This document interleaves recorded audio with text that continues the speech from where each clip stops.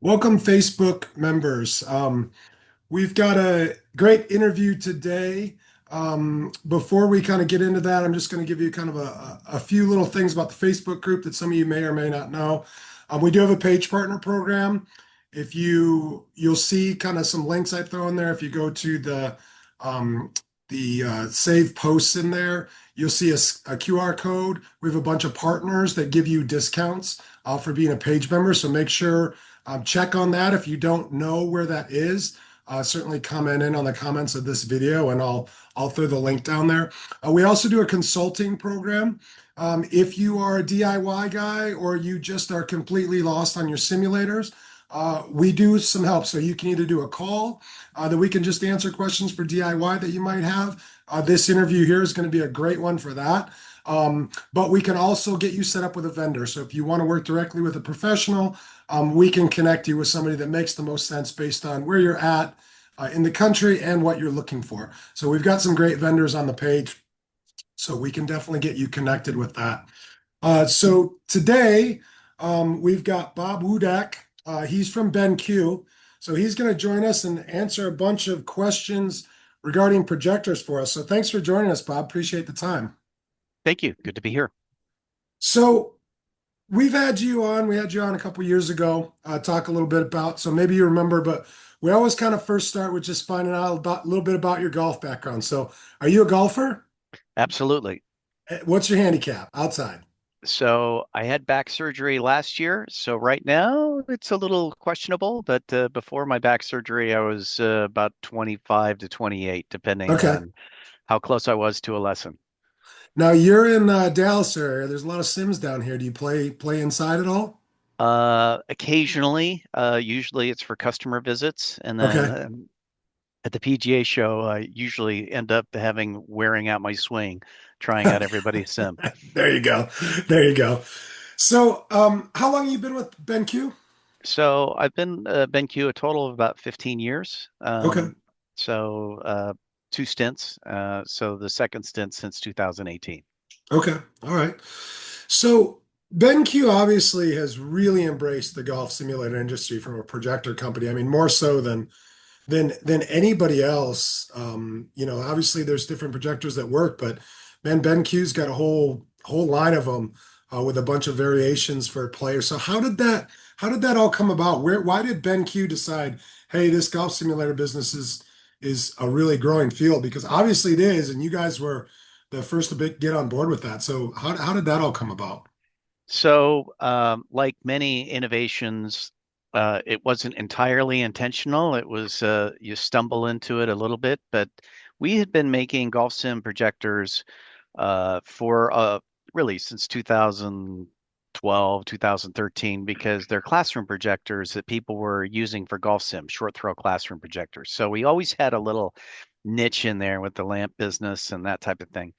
But what happened around 2020, 2019 is that we came out with a high brightness 4K projector. And one of the guys who's a famous motivational speaker said, "Hey, I want to use one of these for my golf sim." And we're like, "That's actually a pretty good idea." And so we helped him out with one, and he did a video, and we're like, "Man, that looks really good." So he found some technical errors on that one, and then in 2021, we basically took about a year to fix all of the things that made it able to be used for golf. Because when you design it for a classroom, you have one set of technical parameters. And then with the LK936, we kind of fixed all that stuff so that anybody could set it up, mount it, and get a really, really good 4K picture. And then also use it for movies and entertainment. You could kind of use it as a double home theater on your impact screen. And Right. that changed everything. So we won an award at Infocom in 2021. Projector Central thought we were nuts, but they gave us an award anyway. They're like, Golf Sim Projector. That's one of the craziest ideas we've ever heard. But it turns out that in order to make a good golf sim projector, it's actually quite difficult because you have to have it very bright. right? Because you've got a very large screen. A home theater screen is about 100 inches. A golf simulator screen diagonally is typically twice that, and then the total image area is about 4 times that. So you need a brighter projector. The other problem is that if you've played Torrey Pines or you've played Pebble or you played some of these, marquee courses, we have a few in Texas, like Stonebridge Ranch up in McKinney. Um, when you played them, you know what they look like, and you want to see it on the screen the way you remember it in your head. And so you can't use a conference room projector. We had to basically create a highly accurate projector that was could be used for like home theater, so that Bermuda, Zoysia, bent grass greens, all of these things look right. And that actually turned out to be very, very difficult. So it's like having a car that can go fast straight ahead and a car that can handle curves at the same time. It's a whole nother level of car. So that's what got us in the golf sim business. Okay. Well, it's you guys jumped in at the right time because man, the post-COVID world went crazy with golf sims for sure. And I would say, I mean, I think it's safe to say, ask any sim vendor that BenQ is definitely the worldwide leader in golf simulator projectors for sure. So let's talk a little bit about just to give everyone just a general education. Um, to kind of explain, you always hear the LCD, the DLP, all those projectors and all those little buzzwords, and tell everybody out there a little bit about the difference of those and what they should be looking for when they are kind of going through a golf simulator projector. Okay, so the two imaging technologies, the thing that actually makes the picture that gets projected. The oldest technology out there today is LCD, and LCD has been around. It was invented early on by Epson, and so if you had a Hitachi projector or a Sanyo projector in the past, those were primarily driven by LCDs. And in North America, most of the school projectors here are LCD. They're very bright. You can get more brightness on the screen out of the same lamp. That was back when we used lamps. Right. And the so DLP is the technology that's used in digital cinema. So if you go to a movie and you see Avatar, Star Wars, or any movie today in any digital cinema, it's using a projector that has these little chips in there that have millions of tiny mirrors. And at one point, TI did a NASCAR campaign and football where, they had an elephant and little mirrors. But because you're using a semiconductor chip that's made out of the same stuff that your Intel and Apple microprocessors are, those mirrors can move with microscopic precision, and that's how they can create a very, very good image. Fast forward, LCD projectors traditionally were brighter, and DLP projectors had better contrast, and so it was kind of an argument. But when lasers hit, BenQ was one of the first projectors. I think it was the first projector brand ever to do a laser projector. We realized something. We had more brightness than we needed. And with a laser, we could actually create a very sharp and very color accurate image uh, to be able to make it work. And so DLP started to get better and better in terms of image quality. And then the magic thing happened like in 2018, 2017, is that we realized that if dust gets inside of one of those early laser projectors, it can really damage it because the laser projector will hit the laser beam will hit the dust, it'll vaporize it, and bad things happen inside the projector over time. And so we created a sealed laser engine.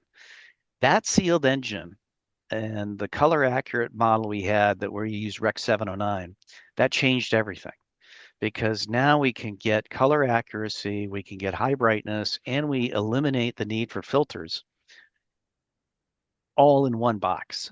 And that was the biggest change. So LCD projectors still, not all of them, but the vast majority of them still have filters. Um, they typically don't put color accuracy specs on golf simulator projectors, and and they all are about the same brightness. Okay. And then you touched kind of briefly on, the laser versus lamp. Obviously, most everything is kind of going laser these days, because of the time and the brightness. So just talk a little bit about, those two differences and how the lasers has kind of changed things. So, a lot of back in 2017, 2018, when we would go talk to the Golf Sim resellers, they're like, "Hey, Bob, what I want is a 6,000 lumen lamp-based XGA projector, and that's under $1,000." And I'm like, "No, I don't know. I don't think so. I think you want a laser-based projector with 4K resolution for 4,500 bucks." And the the primary advantage of a lamp projector is they're very cheap to buy. The primary problem with lamp projectors is that you pay for that in buying lamps. And now it's even worse because about 3 or 4 years ago, the European Union said, "We're done with mercury lamps. We don't want you to sell any lamps with mercury and projector lamps included. Maybe we'll extend it a little bit." But the bottom line is, once that happened, brands like Canon dropped their line. You saw a lot of companies just drop out because engineering for laser is much harder, as I described earlier. So lamps, if you can buy replacement lamps for high-powered lamps, are the most expensive, and they're also the hardest to find. So we basically dropped all of our high lumen lamp projectors. We like it's not the right thing for the customer to do. So all of our projectors now are using a laser and or an LED. So we have high brightness LEDs available now as well. So it's always one of those two for a BenQ Golf Simulator projector. The advantage is they last 20,000 hours at full brightness. Other people will say, okay, they last 30, but that's always in an eco mode. So pretty much every projector runs 20,000 hours overall. And then, like I said earlier, we can get really good color if you know what you're doing.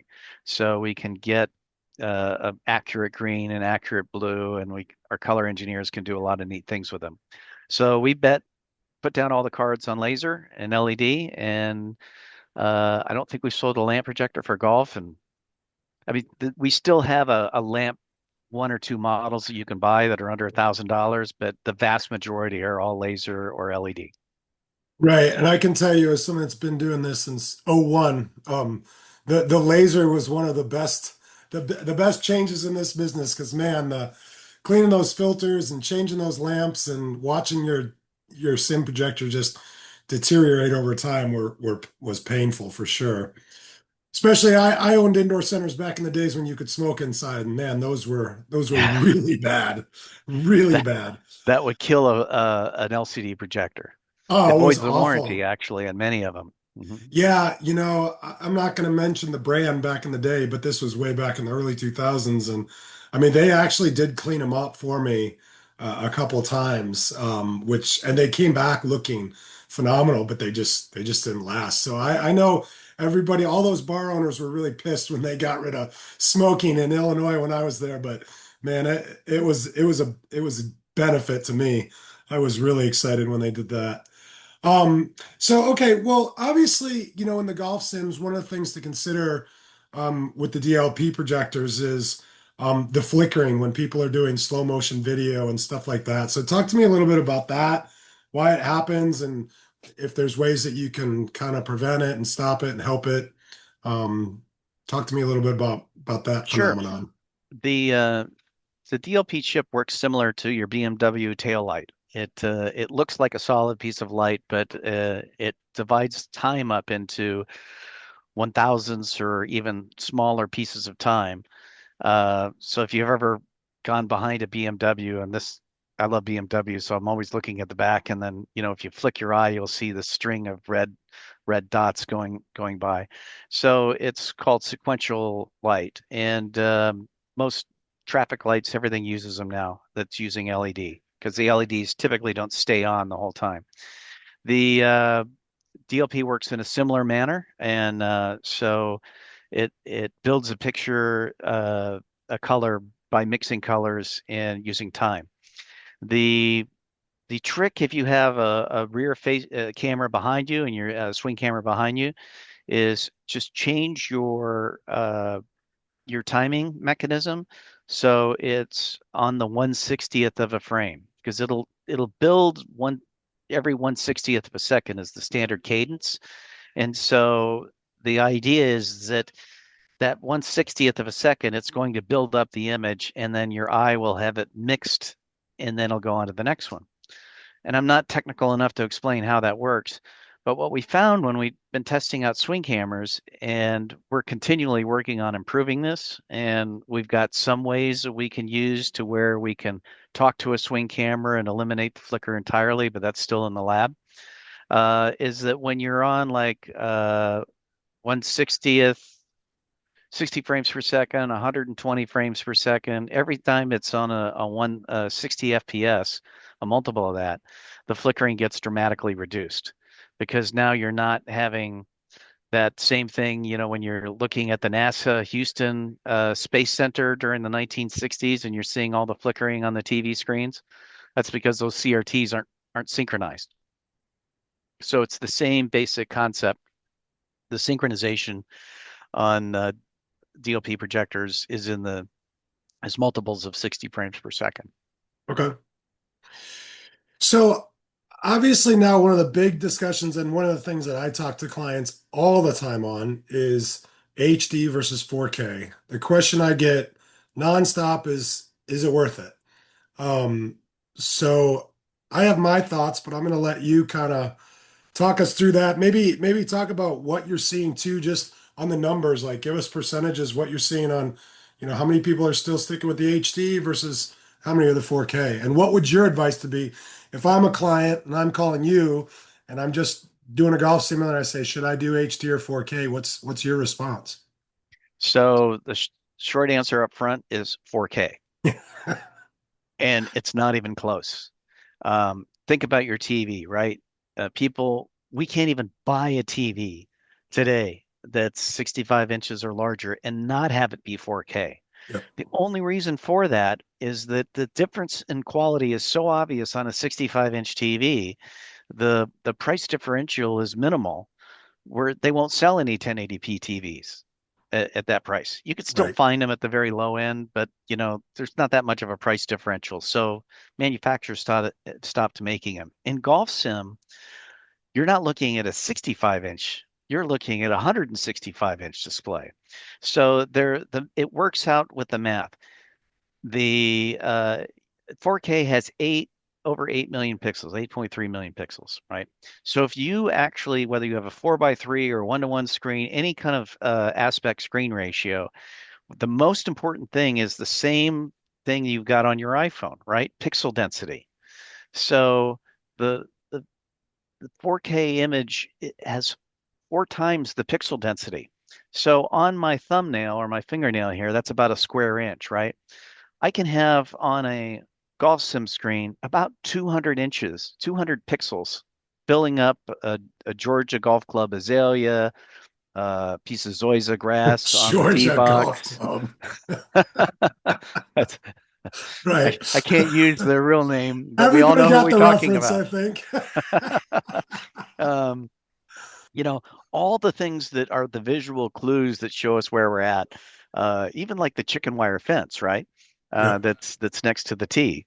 We were just looking at an image next door, and they have Torrey Pines has a big chicken wire fence next to one of their tee boxes. I'm like, yep, that's exactly how it looks. That that the NVIDIA graphics card that everybody's using, it can do the math using all those 8.3 million pixels. And when you're looking at a Unity or an Unreal Golf Sim engine, having that math there enables them to do amazing detail. And of course, the software designers need those pixels to create more and more realism. If you look at a 4K gaming package 3 or 4 years ago, it doesn't look half as realistic as the ones that are out today. So it's not just the hardware, it's also the software.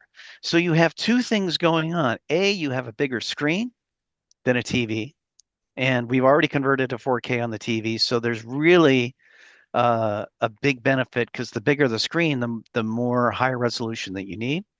And the second is that the simulation platforms, whether it's the new Foresight FX, Foresight FX Play, FSX. FSX Play. That's hard to Yep. say. GS Pro, and you look at some of the new ones from Pure Play and then Infinite T's that have shown up on YouTube. They're stunning. And that's what you need to be able to get that kind of realism that people want. And that's the number one thing that people want in a golf sim is they want it to look realistic. They want it to look bright. Brightness actually is the least important thing.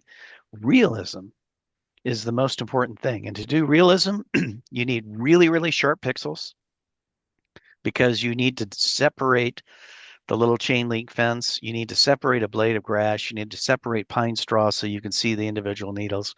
And then you also need a lot of pixels, and then those pixels need to be color accurate. So 1080p is great. And when, in 2018, 2019, I remember going and everybody had 1080p. TrackMan had a 1080p projector and a wide UXGA projector, which is essentially 1080p with some extra rows down below it. Golf Zone had wide UXGA. Everybody had wide UXGA. And I remember looking at those things and going, it looks okay, but it's so we brought our 936, and the only people we could get to put it in their booth was at FlightScope, and they didn't even have a 10, they didn't have a 4K platform. So so we put it up, and it was like, is that a new launch monitor? That looks amazing. And it just the human eye is so sensitive. We see all the detail if you can afford it, and the price isn't that much. 2018, the only way you could get a color accurate 5,000 lumen 4K projector was the $80,000 Sony work of art, stunning projector. It had beautiful color. It was awesome, but it was 80 grand. And so the LK936 came out at around five, and people really started buying it. Now, of course, you can get one for under $3,000 with our AK 700 series. Right. So the cost isn't that much. And we just introduced a new short throw that's an LK 830, and that one's got a point 0.5. So you can drop that thing into a garage with a one-to-one screen, and it looks like you just entered into that. Remember that old Star Trek episode where Dr. McCoy runs to the tunnel into the time, and it it I don't it remember any Star Trek episodes. it looks like you just got a portal into another planet. You just got to open up this magical hole in your garage, and now you're playing, Bethpage Black or Pebble or whatever your favorite hole is. Right. So what talk to me about a little bit about so obviously look, we go 4K, HD's cheaper, we go brighter lumens, it's more expensive. So talk to me about that wrestling match between the lumens and the 4K HD. Especially in a space that, maybe can't quite control the light as much as they'd like. So the first ones with lamps, they would be rated at about 3,500 lumens, but then as the lamp would decay, you'd be ending up looking at about 2,000 lumens. And then if you're trying to have color accurate, it'd be even lower than that. So lumens are like your top speed on the car. Once you have enough, you're good, right? If your car can only go 70 miles an hour, it's too slow, so you need a faster car. But if your car is at 150 miles an hour, getting one that's 200 doesn't necessarily make a whole lot of sense and paying Right. extra for it. So typically 4,000 lumens is the sweet spot for a lot of people right now who have very large screens, have some ambient light in the room, and they have like lit couches, but they've got enclosures to keep the screen dark. That seems to be a very popular one. And then 5,000 lumens, you can make your screen a little bit brighter. It fights off ambient light. And then what's happening right now is that when you get to 6,000 or 7,000 lumen, the price jumps exponentially, especially for a color accurate projector. So, for example, the LK936 is 5,100 ANSI lumens, and there's two lumen measurements. We use the conservative one. ANSI is the American standard, and then the international standard came out where you don't need to measure the projector so much. You just take a lot fewer measurements, and that means you can actually use a bigger number, even though the projector is the same. So Christie, for example, has they're the commercial cinema one. They'll actually say, okay, I've got say 15,000 ISO lumens and 14,000 ANSI lumens or something like that. So the ANSI lumens we have are the numbers lower, but the image actually looks pretty good. When you go up to a 6,000 lumen color accurate projector, if you want Rec 709 colors so that it looks beautiful behind you, like you have on the image behind you, um, those projectors that actually have color accuracy specs typically run between $20,000 and $40,000 because they're designed for large home theater projectors. So right now, 5,000 lumens is about as high as you can get in that $5,000 range. I see that changing going forward at some point in the future, but uh, the lumens get very expensive, sort of like going from a car that can go 130 miles an hour to a car that can go 200 miles an hour Right. versus having one that handles well, which is like what 4K is like how it handles or the torque or whatever. It's another measurement. So brightness actually, once you have enough, the other things become much more important. Resolution, color accuracy, and maintenance free are the top three elements outside of brightness. When we ask Right. people who have projectors or looking at upgrading, brightness is typically the last thing, the lowest criteria when they have to rank them. Okay. So let's talk a little bit about too, and I'm gonna throw you full disclosure. I give Bob the questions ahead of time so he can kind of plan out, but I'm gonna throw you a loop here because I just thought something that we kind of want to talk about. Excuse me. So let's say somebody, because look, most places, most simulators, I would say, are not an exact 16:9, 16:10, 4:3 aspect ratio, just because their space doesn't allow it. So doing a custom resolution with these BenQs, I mean, obviously we're cutting down that resolution number. Is that going to affect what we're seeing? Let's say somebody wants to buy that, the LK 936, but they've only got a 1:1, aspect ratio. So then their, resolution is going to be 2160, 2160. Is it worth it for them for that BenQ because they've got that 1:1 space as opposed to the 16:9? That is a fantastic question. I know it Uh, is, Bob. so we're used to thinking of resolution in a TV or a home theater. Okay. What's the resolution of your iPhone? No one knows, right? Yeah, it's true. Okay. No one knows the resolution. They just go, man, that's a great picture. But the magic behind the iPhone isn't the resolution, it's the pixel density. How many pixels can you put in an inch or in a square inch? And so when I try to describe this, I use pixels per square inch because you can imagine a square and you can count how many dots are in that square. Right. When you take a BenQ AK700 projector or any other projector, it's got the AK has a automatic screen fill. It'll figure out and adjust. It'll see your impact screen, say, oh, you have a 4:3, you don't have a 16:9, and it'll create a custom resolution to do that. On the new LK, it has the manual version of that called screen fill. And you say, I've got a 4:3 screen. The pixel density in the middle of the screen is exactly the same. So it's 200 pixels per square inch, no matter whether you have a 16:9, a 4:3, or a 1:1, it's always going to be the same pixels per square inch. Okay. Now it's just matched to your screen. A conference room projector is a lot different. What it'll do is it takes the whole image and squishes it or Right. stretches it. Well, you don't want your image to be stretched or squished. You want it to look exactly the way it's supposed to. You just want it in the screen shape and size that fits your screen. So the pixel density is the biggest thing.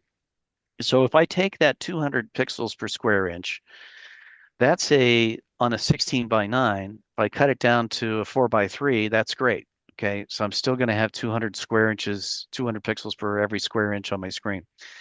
If I go to 1080p, I'm going to drop down to roughly 50. Okay. which still looks okay. But if I drop down to a wide XGA or an XGA that might be 4 by 3, I'm looking at 25 pixels per square inch. So Right. there's no detail that you can see. So the resolution, all it's doing is it's driving the pixels per square inch. And BenQ has worked with Texas Instruments to make these pixels insanely sharp because one mirror can make 4 pixels. And because it's sitting on a piece of semiconductor, it's just wicked sharp. And that's how you get the sharp edges for the grass and the sharp edges of the tree leaves and the all of this stuff. It makes it very, very good for golf sim because I don't have to compromise. I can have lots of pixels and I'm not trying to jam too many pixels into a technology that's not designed for it. Right. So, and that's something specific kind of to the BenQs, correct? Because if I take a custom resolution, as you talked about with those wide XGAs, that's Yes. changing that. Right. Yes, because if you don't have auto screen fit or screen fill, you can have go through the joy of trying to do your custom resolution on your NVIDIA graphics card and making sure your projector recognizes it. And it's I can't physically explain to somebody how they've done it. I can watch a 10-minute YouTube video and see how it works. Right. But part of the reason we did that is we had so many people calling us going, I got a 4 by 3 screen. I got a 5 by 4 screen. I got a 1-to-1 screen. How Yep. do I make my projector work? And so we did it a little bit for self-preservation because everybody was buying our projectors for these screens. So now it's just like go to the remote, click a button 2 or 3 times, and it's done. I will tell you that from a someone that installs simulators, oh my gosh. I mean, that honestly, and I actually just found a mount that is the easiest mount to tilt and do all this stuff. And I'm so happy with doing projectors now because for those of you who haven't seen it, what Bob's describing is basically what you're going to do. And this is the trick that I think everybody needs to understand, and probably a lot of people don't, is when you do this auto fit, if you've got the AH or the AK that does it, you've got to make sure that that image is smaller than the whole white, right? It's you have to have white on all the sides blank for it to fill it, right? So if you've got it like the screen behind me, if yours is too wide, it's not going to auto fit. So you shrink it in just shy of your picture or your viewable image, and man, it's phenomenal. I mean, it does a perfect job fitting. I mean, that's one of the greatest projector innovations I've seen in 25 years of being in this business. That's for sure. Well, nobody's copied it yet, and we're going to make it better. Yeah. Okay, good. Well, I look forward to the next wave of those because that again, that was whoever came up with that idea, give them a gold star from me for sure. Um, so obviously we've covered some of these things already, but just to kind of sum up, I mean, what features that kind of are specific to the BenQ line um, are kind of make it the projector for golf simulators? I mean, what's the selling point of why should these guys all buy BenQs? Well, let's just go through what our customers told us because, I golf, but I'm not, the audience. So we hired a national market research firm to say, what do people really want? And we had hundreds of people all over the country that were golf simulator users or buyers or looky-loos or whatever. And we hired this company, paid them a lot of money to figure some of this stuff out. So the number one thing that people want in a golf sim is accurate color. So the only way you can validate accurate color is to use an industry standard specification. Rec 709 is what CBS broadcasts the Masters on. That's the industry standard for color. It's the same thing for your TV and your home theater.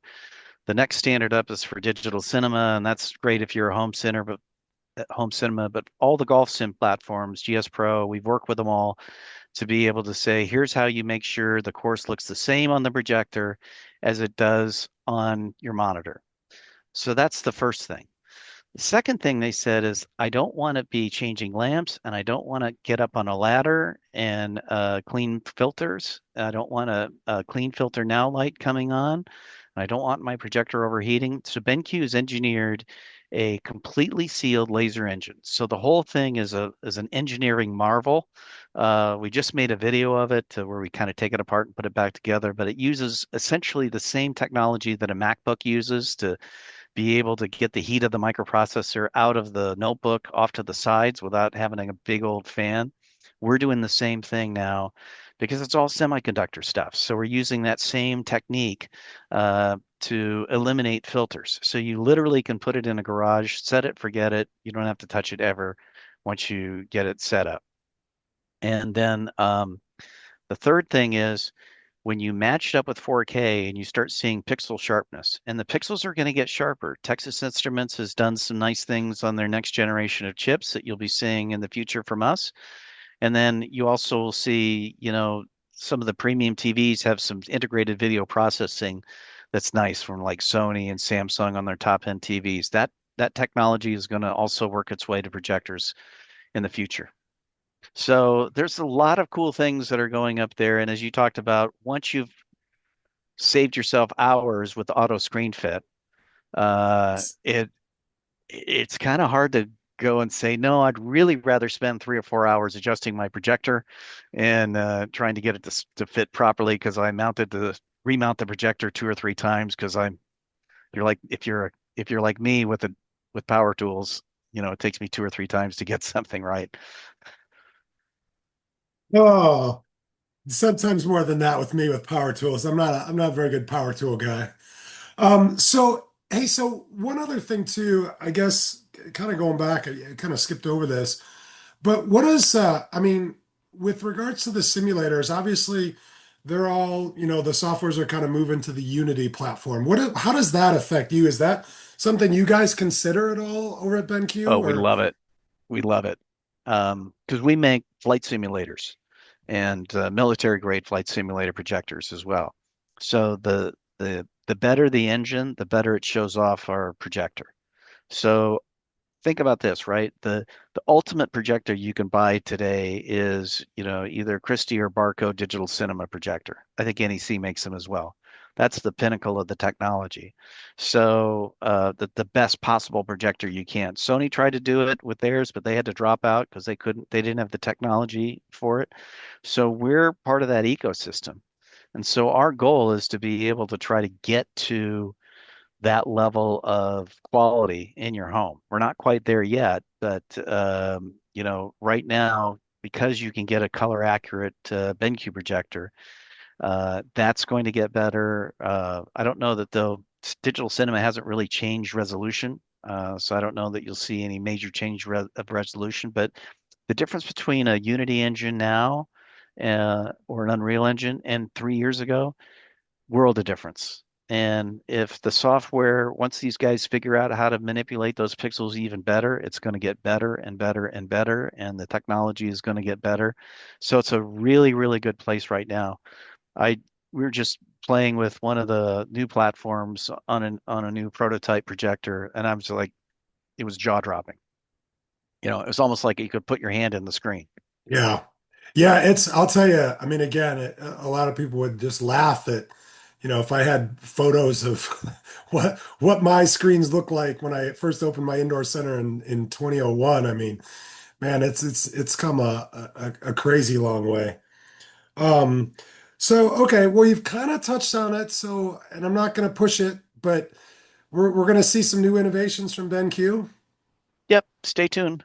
All right, stay tuned. Good. So now here's the other one, and I know this is a sad answer, but I want to cover it because I see it pop up on the forum, people asking about this. And maybe since I know the answer, when you give me the answer, you can tell me a ballpark idea of when you think it will work. Where are we at with, using wireless technology to the projectors from computers with regards to the golf sims. When are we gonna? I should say, when are we gonna be able to get away from the HDMI? It's knocking on the door. Okay. We've got some wireless HDMI modules that use Wi-Fi, and Wi-Fi 6 is probably could be able to do that. We're doing that in a conference room where we're squirting a 4K signal from one from a notebook to a screen pretty much effortlessly. But that that unit costs about $800. So Yeah. you can do that with an InstaShow, BenQ InstaShow WDC 15, and there's there's a little bit of lag, but not too bad. But it's knocking on the door. Would you do you think you would, I mean, with the, are you trying it with stuff that's got pretty heavy graphics? I mean, do you think Yeah. that you are? So you think it would just have just a little bit of lag even when the screen's moving and all that stuff on a sim at this point? Yes, it's got a little bit of lag, so it's just expensive. Uh, Yeah. and Well, $800 for some guys, that might not be a, it's Yeah, a no, drop in the bucket when you're talking about a simulator if it works. yeah, you can hook up extra buttons, so you can push the button and change your source from your golf sim to a media player to an Xbox or whatever. So it's a little bit like a HDMI video switcher. It's designed for a conference room, but uh, Wi-Fi 6, actually the WDC 25 is the one that's probably the best one because it's got a heavier duty networking stuff. So that's all coming in. It'll eventually get less expensive, but the next generation of Wi-Fi is just starting to break it. I would give it a year or two before I would really trust it in a golf sim to completely replace an Yeah. HDMI cable. Well, we're getting close. We're getting Yep. close, but that's the question I see all the time. That's for sure is guys are wanting the wireless, which I get. No holes in the ceiling, no, it's a big headache for sure. So when we can get away from that, that'll definitely be another game changer. So we'll put that on your list, your to-do list, Bob. Let's get that done here Okay. shortly. We'll Next get time that we do done. an interview, we got to have a good solution for that. All right. So, well, Bob, I really appreciate your time. I think that's kind of all the questions I've got for you. Is there anything else that, we haven't covered that we should talk about? No, I think we covered it all, and I appreciate the opportunity to be on your show and share what's going on. Okay, perfect, Bob. Thanks for stopping by. Appreciate the time. You bet. Take All care right, now. we'll talk again. All right. Bye All bye. right, bye.